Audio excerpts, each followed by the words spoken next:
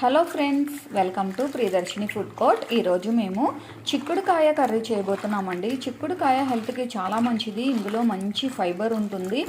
చిక్కుడుకాయ అంటే అసలు ఇష్టం లేని వాళ్ళు ఎవరుంటారో చెప్పండి. మా ఇంట్లో అయితే చిక్కుడుకాయ కర్రీ అంటే అందరికీ ఫేవరెట్. ఇది అసలు వంట చేయడం రాని వాళ్ళు, ఇప్పుడిప్పుడే వంట నేర్చుకుంటున్న వాళ్ళు, బ్యాచిలర్స్ కూడా చేయగలిగే సింపుల్ ప్రాసెస్లో ఈ చిక్కుడుకాయ కర్రీని ఎలా చేయాలో చూద్దాము.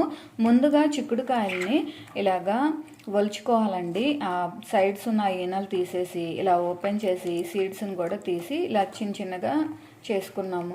ఎందుకంటే ఇందు లోపల పురుగులు ఇంకేదైనా ఉంటాయి, అందుకని జాగ్రత్తగా దీన్ని ఒలుచుకోవాలి. ఫ్రెష్ వాటర్తో క్లీన్ చేసి ఒక కడాయిలో వేసుకున్నాం.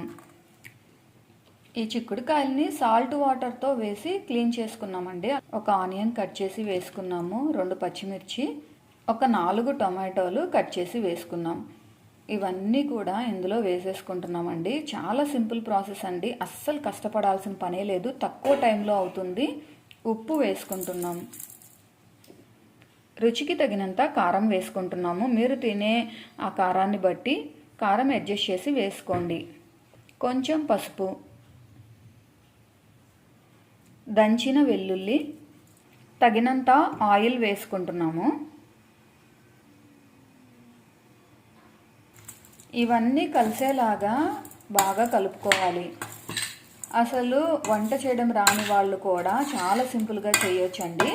మనకి మార్నింగ్ టైంలో టైం తక్కువగా ఉంటుంది కదా, అలాంటి టైంలో సింపుల్గా ఇలా చేసుకుంటే టేస్ట్ కూడా అద్దరిపోతుంది. మన ఛానల్ని సబ్స్క్రైబ్ చేయకుండా ఇంకా ఎవరైనా వీడియో చూస్తున్నట్లయితే తప్పకుండా మన ప్రియదర్శిని ఫుడ్ కోర్ట్ని సబ్స్క్రైబ్ చేయండి. అలాగే రెసిపీ నచ్చినట్లయితే ఈ వీడియోని లైక్ చేయండి. తగినంత వాటర్ యాడ్ చేసుకుంటున్నాము. ఈ ప్రాసెస్ అంతా మేము నార్మల్గా చేస్తున్నామండి. మీరు కావాలంటే ఇదంతా కుక్కర్లో కూడా పెట్టి చేసుకోవచ్చు. ఇలా కుక్కర్లో పెట్టి ఒక 3 విజిల్స్ వచ్చే వరకు ఉడికించుకుంటే సరిపోద్ది. మేమైతే ఇలా కడాయిలోనే చేసుకుంటున్నాం. ఇప్పుడైతే స్టవ్ ఆన్ చేసుకొని ఇది స్టవ్ మీద పెట్టి ఉడికించుకుందాము. ఫస్ట్ మనకి వేడొచ్చి కొంచెం ఉడికే వరకు హై ఫ్లేమ్ మీద ఉంచుకోండి. ఆ తర్వాత ఫ్లేమ్ని మీడియంకి చేంజ్ చేసుకోండి.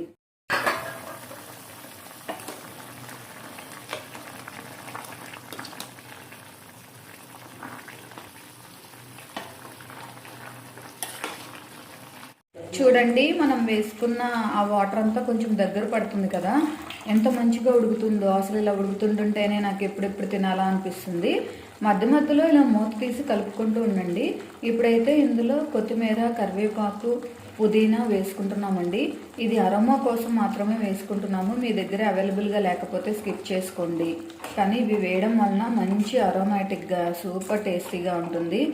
ఈ పులుసు ఇంకొంచెం దగ్గర పడే వరకు ఉడికించుకుందాం అండి. ఈ పులుసు అంతా కూడా దగ్గర పడి గ్రేవీగా చిక్కుడుకాయ కర్రీ కలర్ఫుల్గా ఎంత బాగా రెడీ అయిందో చూసారా. అసలు చూస్తుంటేనే నోరు ఊరిపోయిద్దండి. ఒక్కసారి తిన్నారంటే అసలు విడిచిపెట్టరు. చిక్కుడుకాయ అంటే ఇష్టం లేని వాళ్ళు ఎవరుంటారు చెప్పండి.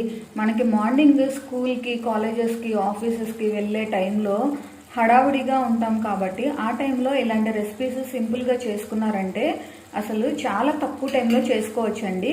ఇది చాలా చాలా సింపుల్గా ఉంటుంది. బ్యాచిలర్స్ కూడా ఈజీగా చేసుకోగలుగుతారు. సో మీరందరూ మా ప్రాసెస్లో ట్రై చేసి మీకు టేస్ట్ ఎలా వచ్చిందో మాకు కామెంట్ చేయండి. ఇప్పుడైతే స్టవ్ ఆఫ్ చేసుకుంటున్నాము. ఈ వీడియో మీకు నచ్చినట్లయితే ఈ రెసిపీని లైక్ చేయండి, షేర్ చేయండి. మా ఛానల్ని తప్పకుండా సబ్స్క్రైబ్ చేయండి.